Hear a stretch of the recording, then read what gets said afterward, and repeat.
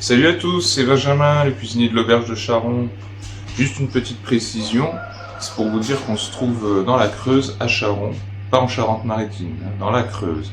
Et notre resto est ouvert tous les jours, sauf le mercredi et le jeudi. On vous accueille le midi et le soir.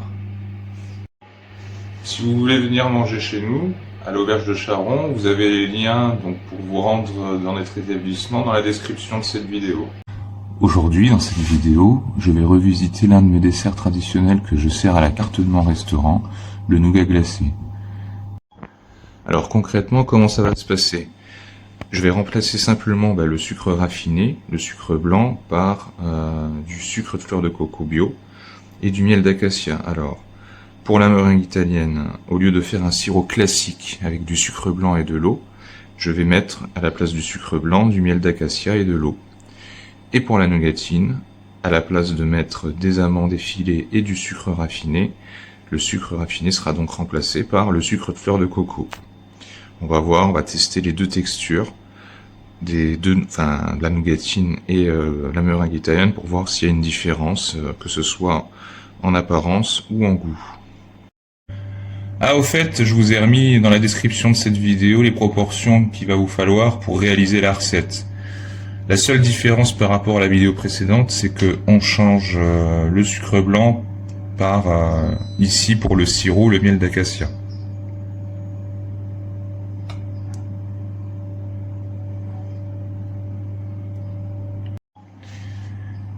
Et on rajoute l'eau dans le miel d'acacia.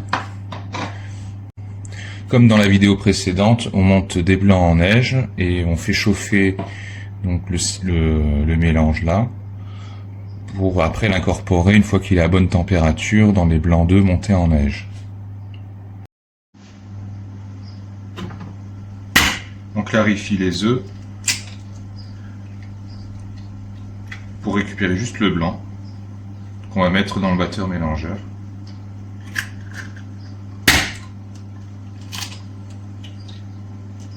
Ah oui, petite astuce, pour des questions d'hygiène, à chaque fois que vous touchez les œufs, il faut vous laver les mains parce que vous savez d'où sortent les œufs.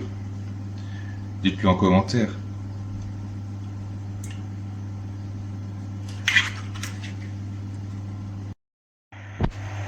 Là, par rapport au sirop classique avec le sucre raffiné, là, celui avec le miel d'acacia, ça bulle vachement plus. Là, vous pouvez voir qu'il a commencé à changer de couleur.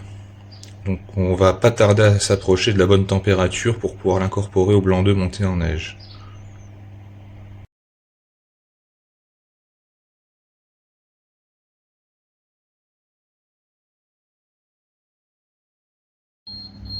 Voilà, la meringue est faite. La texture est pas mal.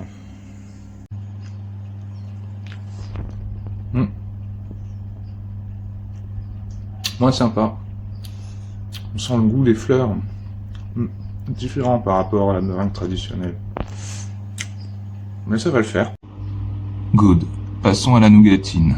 Là, on voit clairement la différence entre le sucre blanc raffiné et le sucre de fleur de coco. Allez, on va voir comment ça se comporte en cuisson. Et on voit ce que ça donne.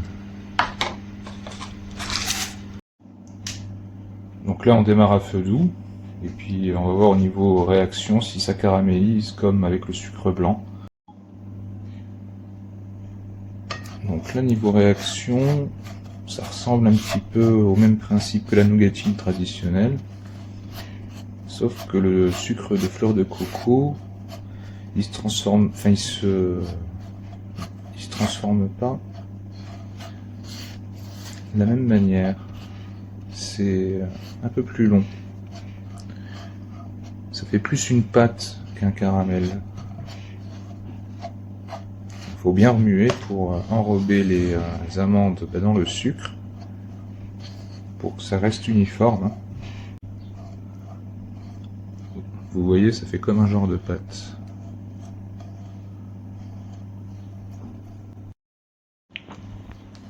Et surtout, ne pas toucher le mélange avec les doigts. Je le redis parce que c'est dangereux. Toujours prendre une spatule pour remuer et débarrasser après sur une feuille de papier cuisson et sur un support en métal, parce que ce mélange-là, il est brûlant. Même si le sucre est différent, ça reste comme du caramel, quoi. C'est le même principe. Moi, je pense qu'on va pas trop insister parce que déjà que le sucre de coco est foncé, il est pas raffiné, donc je voudrais pas que ça soit après trop coloré. Parce que le problème, c'est que quand la nougatine est trop colorée, après c'est amer. Et en goût, bah, c'est vraiment pas bon du tout.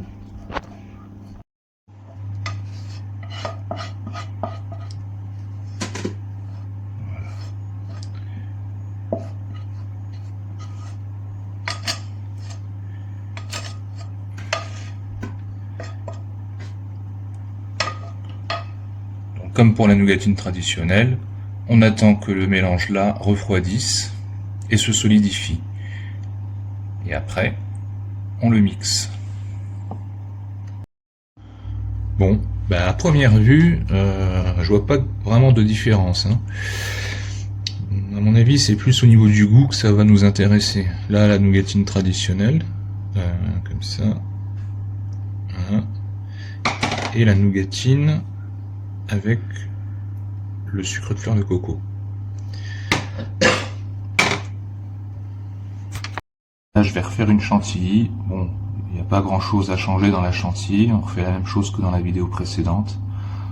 Donc, une fois que la chantilly est faite, on va assembler les 3 éléments et on mettra au congèle.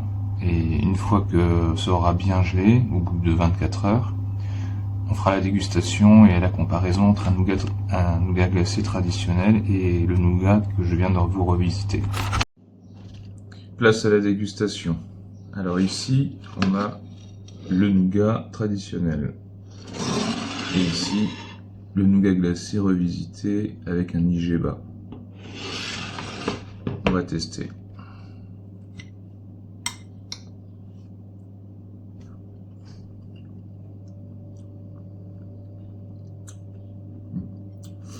Ok, jusque là, toujours aussi bon.